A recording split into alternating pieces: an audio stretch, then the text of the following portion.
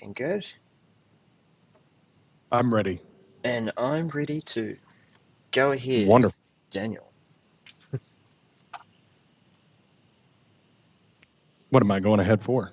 Oh, right. So you wanted me to intro it? I can intro it. Please do, because I've got your face covering my notes. Hello, everyone, and welcome to the 365 Message Center show today. This week, we're talking about new ways of handling repeated phishers in Microsoft Forms, adding participants to Microsoft Teams private meeting chat, and oh, by the way, we can now upload files into Microsoft Forms.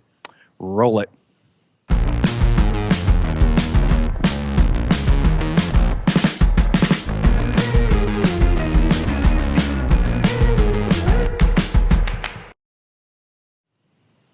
Gorgeous live intro there from SP Fest in Chicago. How's Chicago looking, Daniel?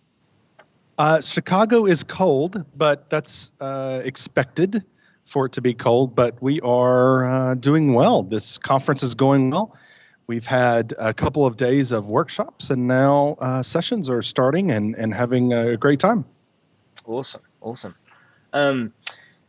For those of you joining us too, slightly different background here. I've had to race into work to try and make things work with my day. Daniel is live at Chicago, and we've also jiggled things up a bit with the way that we do our scenes. So thanks for joining us. I probably should be hitting start recording as well. Yeah, so we can grab the there we go. The recording so that we can turn that on for our podcast listeners as well. Yes. Yeah. So big show. Lots to get through Big because we've done a week and a bit. We've circled around. But there's something else that's a bit new in our setup, Dan. Yes. So we're very happy to announce that as we have grown, we have some wonderful friends that have joined in on and finding value in the podcast. And so for today's episode, we are very happy to announce our new sponsor, Valo Intranet.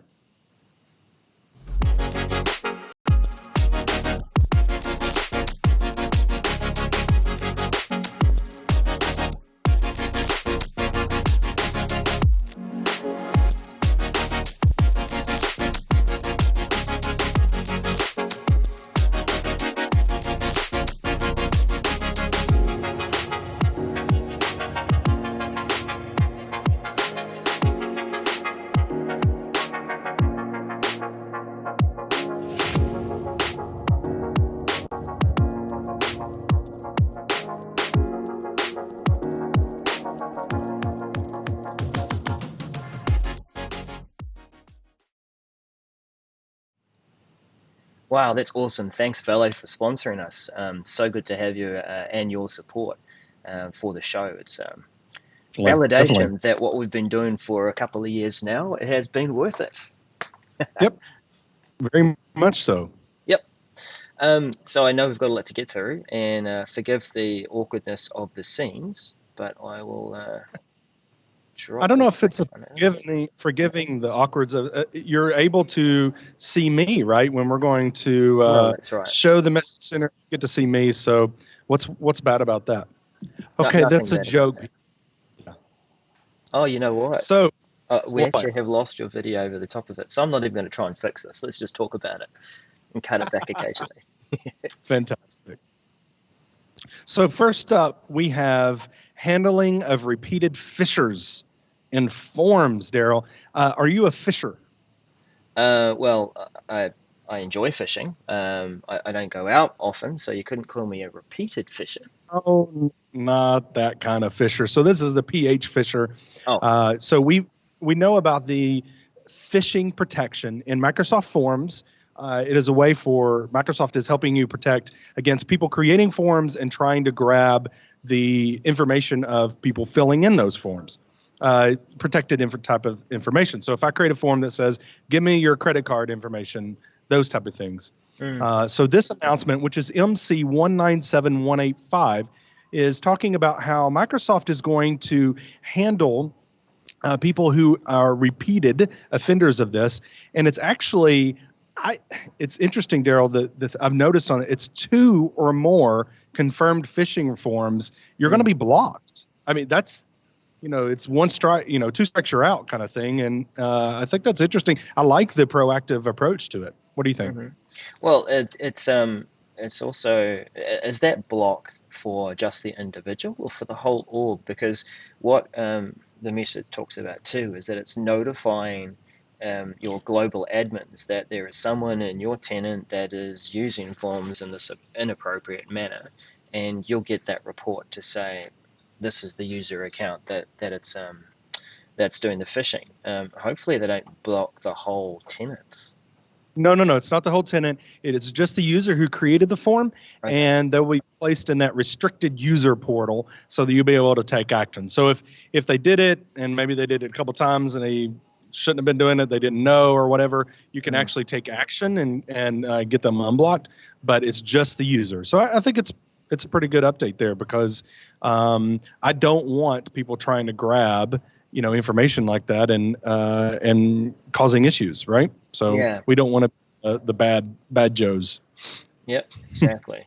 Now, you're going to have to tell me which message is next, because I'm following your lead and I've put things in the order of the message ID.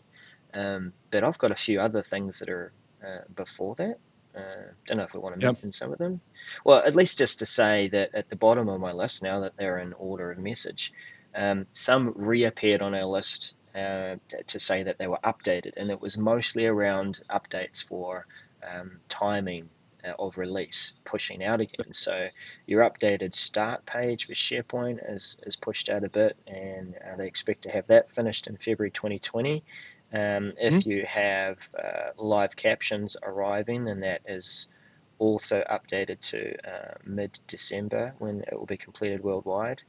And the other announcement, similarly, February 2020 for the SharePoint team site's next steps panel.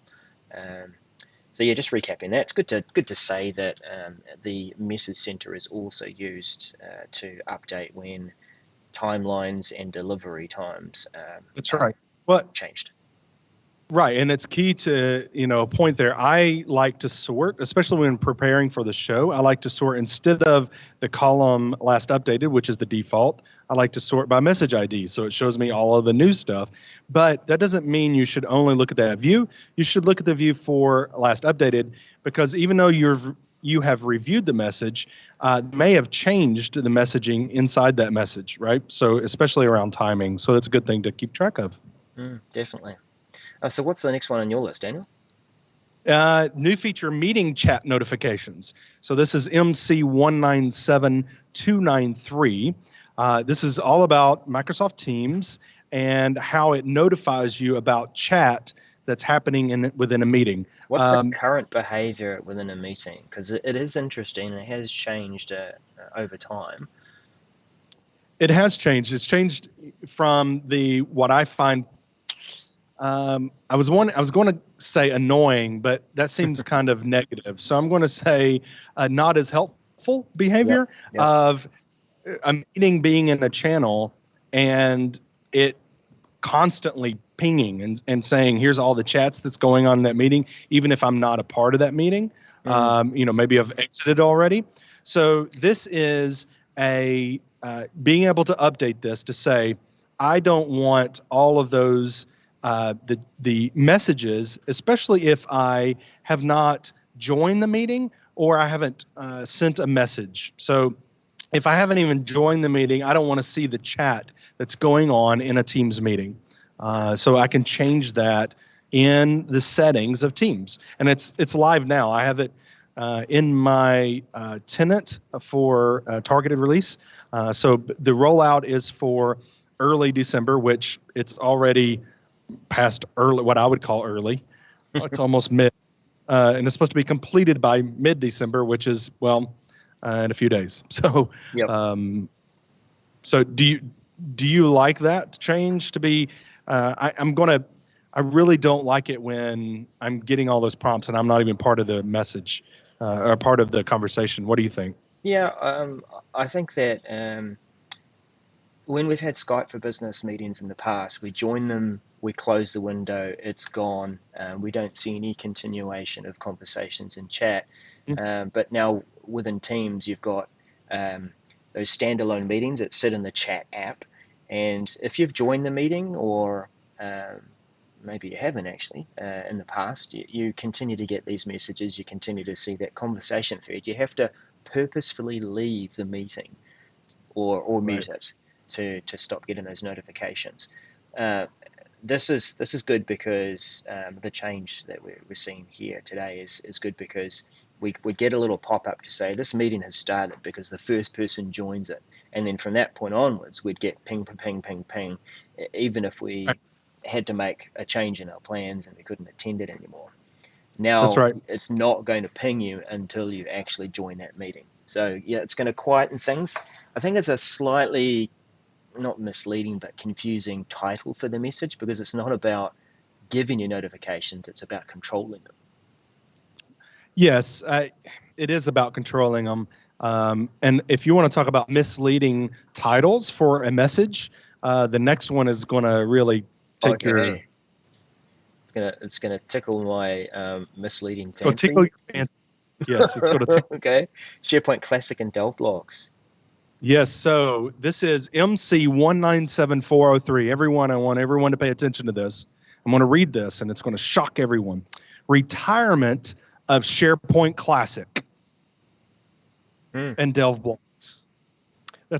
So if you read that, you're thinking, oh, well, SharePoint Classic is going away, and so we're in trouble, right? Because so many people have SharePoint Classic sites.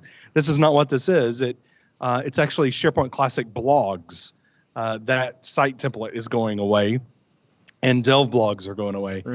So soapbox time here a little bit. One is the title, totally misleading. It needs to say SharePoint Classic blogs are being retired.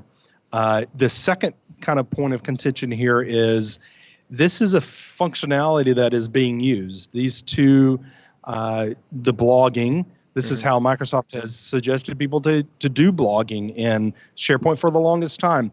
Now we're being told that beginning January 18th, the classic blog site template will be changed to say blogs retired in parentheses. And then mid-July of 2020, you will no longer be able to create SharePoint blogs.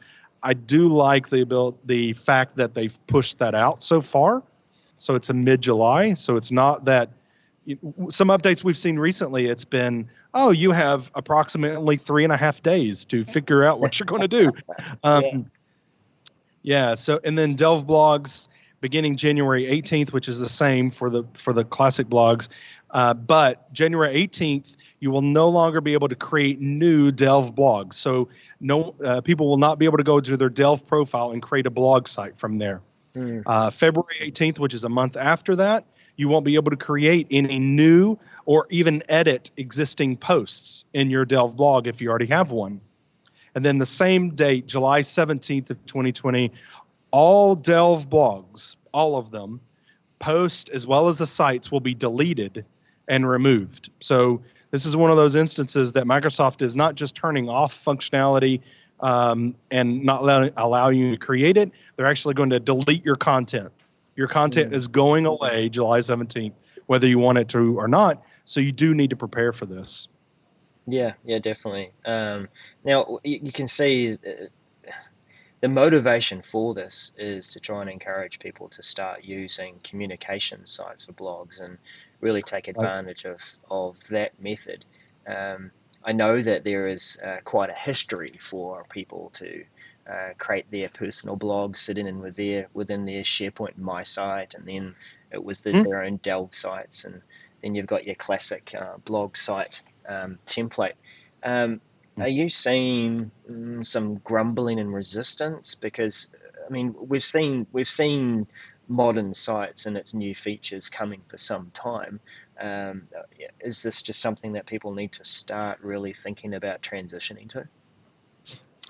So to answer the question, have I seen some grumbling? Yes. This is a feature that is being used a lot by organizations, and actually more so than they think. I've had conversations with some of my clients, and and we don't use that, and well, okay, let's go out and try to and see, and they're kind of surprised by how much it is used. Now, whether it's used frequently or not, that's different and varies between organizations, but it is used. There's some grumbling about, wow, not only about turning it off. I mean, I get it. We're moving into this new world of, we've been saying it's modern SharePoint. Now it's just the SharePoint now, right? And then we have classic. Mm-hmm. But so we're trying to move that content along. I get it, but actually deleting content, it's aggressive. At least we have time to get there. I think what's going to be interesting is seeing what happens in the community on providing ways for organizations to take those blog sites and turn them into comm sites. If it's automated or if it's a semi-automated manner. I think it'll be interesting to see what we see there, or what comes there. I do know of a couple of people that are actually working on some things. So I think there will be some tools that'll help us do that transition. We just don't have them now, but we do need to start planning now. There is a lot of valuable information in even the older blogs. If you think about blogs on other platforms, they're still being searched for content, for inspirational thought, maybe methods and things that people have shared. And it is that way that we've been encouraged to be quite personal in the way that we share our content. I get that, it's good to start thinking about moving to the modern structure. But yeah, I'm hoping to see, as you say, a simple way that people can migrate their content over rather than creating and recreating pages, page after page. The thing I do agree with though, and Dean has brought this up in the chat in Periscope, about Delve blogs and about those personal blogs that hung off your My Sites. It was hard to promote them because they were there. Sure, they were attached to your profile, so people might find them that way. But as a communication site, they're easier to bring that content up. You get the power of hub sites and surfacing that news into hubs as well. So a lot of advantages, I would say. It is a lot of advantages, but technically under the covers, those sites were indexed, and it was a site type.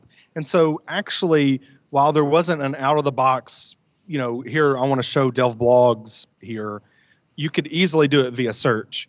And I know third party, including our sponsor for today's show, Valo Intranet, does have a capability of surfacing those Delve blogs. I also know they're working on a plan to work on a migration effort there too, for customers. So, but it is something that is used, and we just need to start planning. I think that's the key for us today for this one is this is one, while we do have a time frame, especially for SharePoint Classic blogs, we do have a time frame that will allow us to do some migration or work on the effort.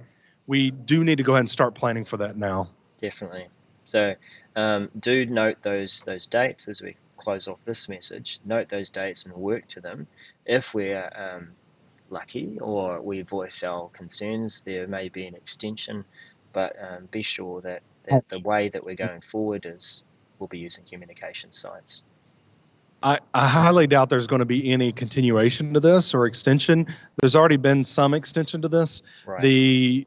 I think it's going to happen. This is one of those where the only way that it won't happen is if everyone rises up with pitchforks and torches. I don't really recommend doing that. That's kind of threatening. But so for the next item, we have add participants to Teams meeting chat, MC 197451. So Darrell, do you have on occasion to be having meeting private meeting chat? So and then wanting, maybe we should add Sally to this conversation. Do you ever run into that situation in Teams? Yeah, well, is this purely just group chat and then we're just adding additional people, or is this a special kind of, we've started it as a meeting and now it's a continuation of chat and we're adding people to it? Yeah, this is that I'm starting a meeting with you, okay? Right. One-on-one meeting, private meeting, And Hmm. then we're like, well, let's bring in Sally because she's the one that actually knows about this topic way better than us. Hmm. And she can really give us some insight on roadmap or whatever it is, right? So we add her via the chat, and it actually now allows her to not only chat, but join the meeting as well. That's cool. I Yep. think that's quite useful to be able to bring people in via text and then at their own pace also be joined to the meeting. To the meeting. That's right. So this one is rolling out. It says mid-December, which is quite soon. But it seems like a simple ad, but I think it'll be.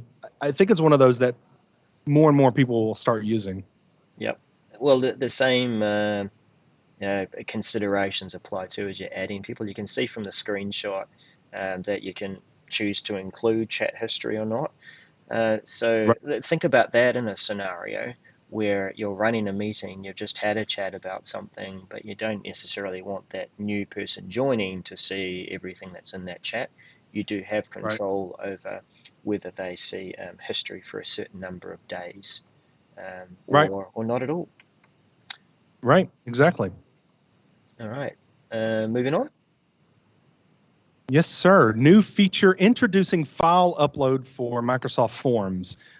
This is MC197486, gradually rolling out early December, which we've already passed. The rollout will be completed by the end of December.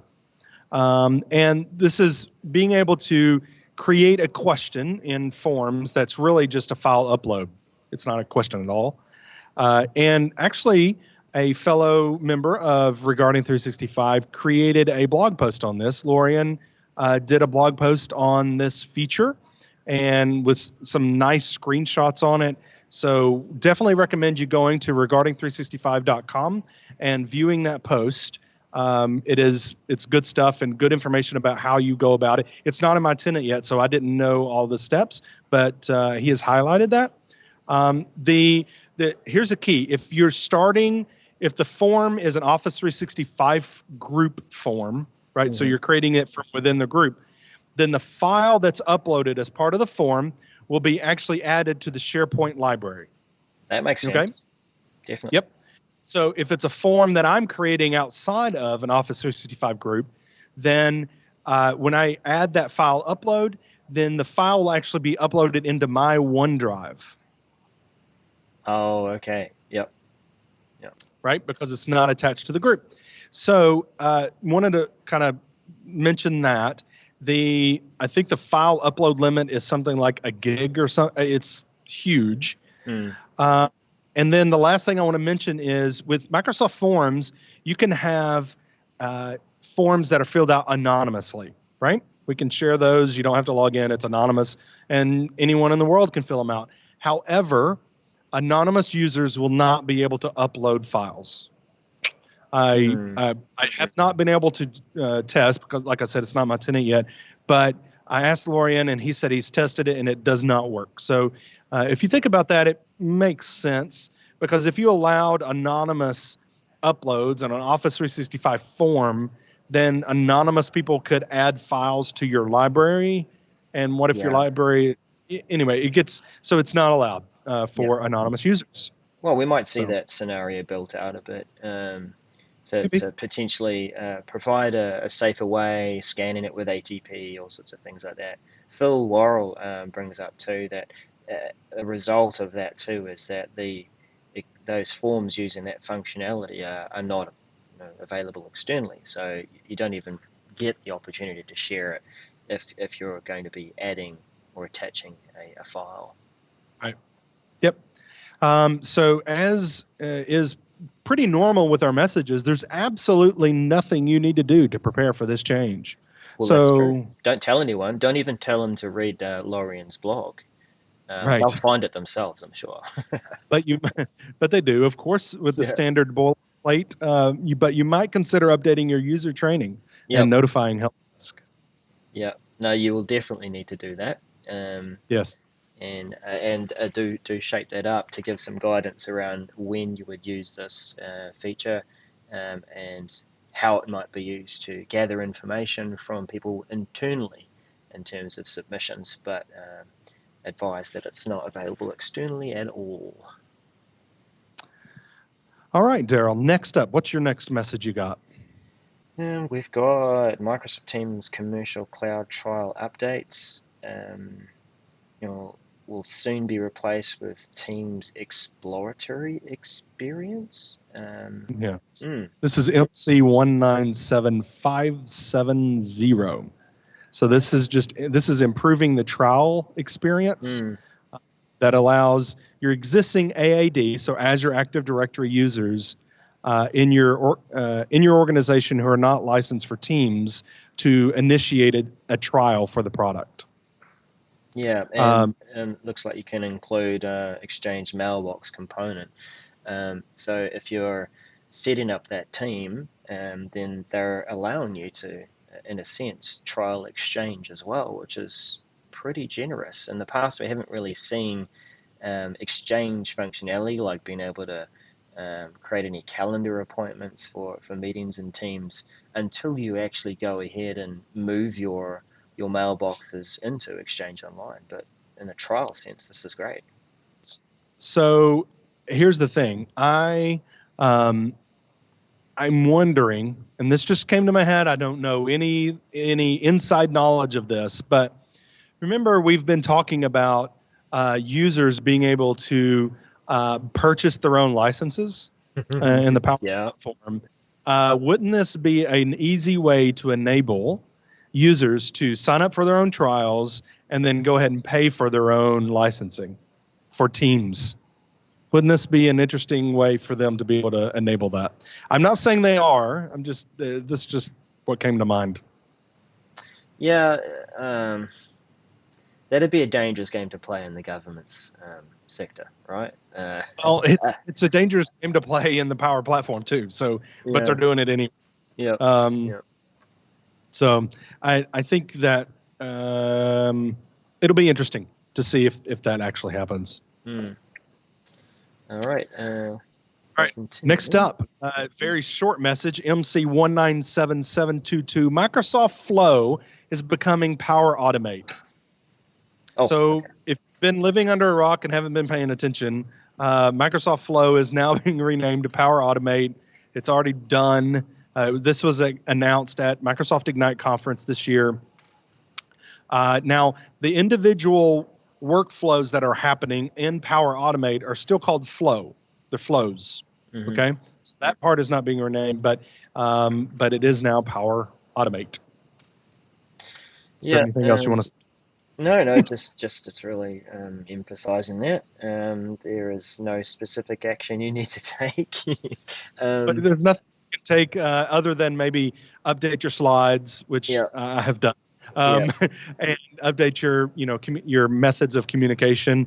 If you've created a Yammer group, soon to be a community, but a Yammer group for Microsoft Flow, you might want to rename that to Power Automate. Yeah, and just know that it'll still be called Flow in the background. That's fine. Yeah, like I think it's an interesting history with this message and the direction Microsoft have gone with self-service and Power Automate. It's all about here it comes, and then this feels like just a light reminder, a message to say it's still coming, and we've renamed it. Yeah. It's kind of interesting that, a rename is pretty big, so I guess, but it's interesting that it's in the message center here for the name. It's just, I get it, though. It's kind of big, actually renaming a service that a bunch of people use, so I understand. But I'm way more excited about the next message, Darrell. Well, you have to tell me, because you've completely thrown me by saying order it by message number, and if anything, we will retitle this episode as the episode that illustrates that messages arrive at different times in people's message centers. They do. It's a long title, but yeah. This one is new feature, Outlook on the web as a progressive web app. Yeah. MC 197736. I use Outlook on the web a lot. Yeah. A lot. Yeah. And because it has features that Outlook desktop client does not have. That I like, and so I actually use it a lot. Even if I have Outlook on the desktop. So this is Outlook on the web becoming this PWA, the Progressive Web App, and being able to basically create shortcuts in the start menu to launch a Chromium-based browser to be able to automatically load it up. And so it's kind of like another desktop app, kind of. Yeah, It's not the definitely. same, but it's not. So this is using Microsoft Edge, the beta version of Edge that's Chromium-based, or, of course, Google Chrome. Yeah. And look, it's going to be interesting for consultants like us that might be working across multiple mailboxes. In one sense, yeah, we can use the Outlook desktop and bring all those mailboxes together in one app. But I like to use different profiles in Chrome to represent Mm-hmm. the tenants that I'm working in for that particular project. And I expect that the Progressive Web App for Outlook, I could have multiple Progressive Web Apps based on the profiles for each browser. But that's something to test, I guess. Yes, I totally agree with you. Being able to test that with profiles would be awesome. So Mm, gradually rolling this out mid-December, which is soon, completing the rollout by the end of January 2020. awesome. And there's a learning how to use link at the bottom of this message. So learning how to use the web version like a desktop app. So there's already a support.office.com article about it. Yeah, and that's actually a really good thing to point your end users to. Yeah, like you, I think that the features and the way that the Outlook web app operates are just awesome. A lot of intelligence features that come to that first, of course, because it's easier to develop for the web. So yeah, looking forward to seeing that. Yep.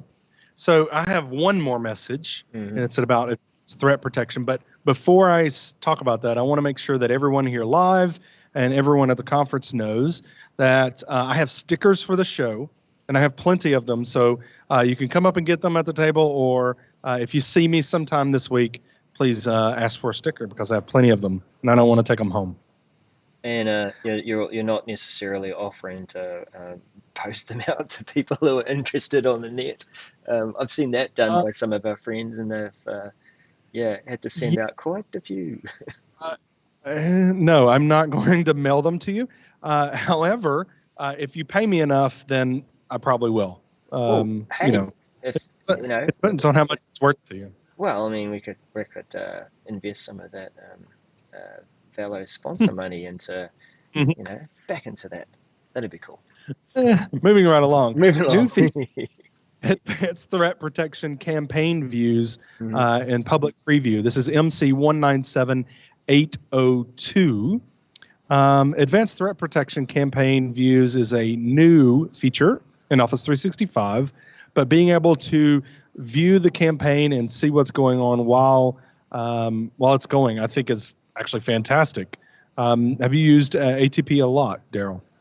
No, I can't say I have. And so this is where some of our viewers and followers will be, is that sometimes we look at messages like this and it's not our focus area. And I would Right. assume just from that, well, asking, well, what is a campaign for ATP? Is it that someone is running a attack campaign against me and I can go in this dashboard and see it being played out? Yeah, so this is the campaigns to be able to view specific types of attack, so Hmm. scope of attack, and kind of getting the big picture of that and really look at what's going on and the timeline, the verdicts, the filtering and such. So being able to see, because we can schedule these campaigns within our organization, right? We could create these wonderful looking emails that look exactly like what we would send our employees. We can create this campaign in ATP to send out to our employees, hey, everyone, we need you to go to the HR system and click this link to update all of your private information.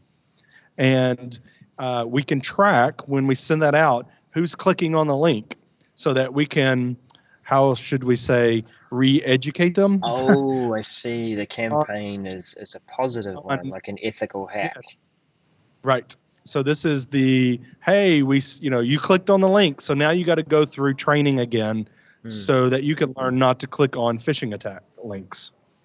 Got it. Yeah, that makes So sense. this is in public preview for this campaign view, this overall seeing how it went and who clicked and all of that, so you can filter down to who clicked and when and what link they actually clicked in the email. So this is fun. I think this is kind of the fun part of security is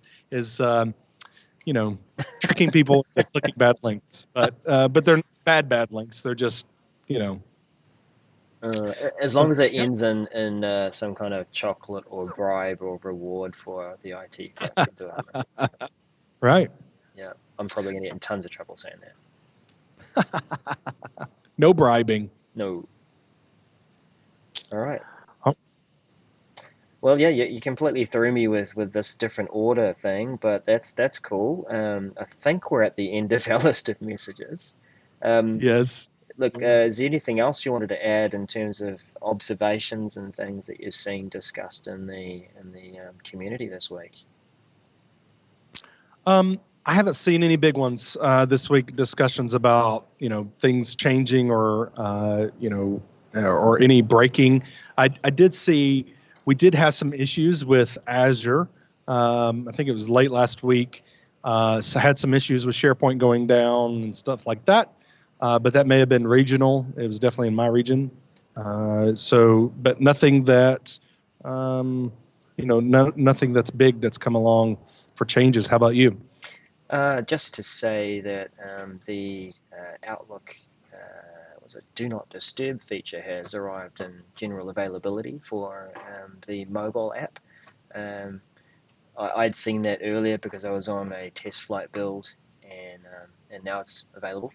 So yeah, good to use that. Take a look at a blog post that we have there. I've dropped something up there on regarding 365 about the value of being able to have control over those Outlook notifications and turning them off during periods when you really should be not focusing so much on work and being Right. human. Yep.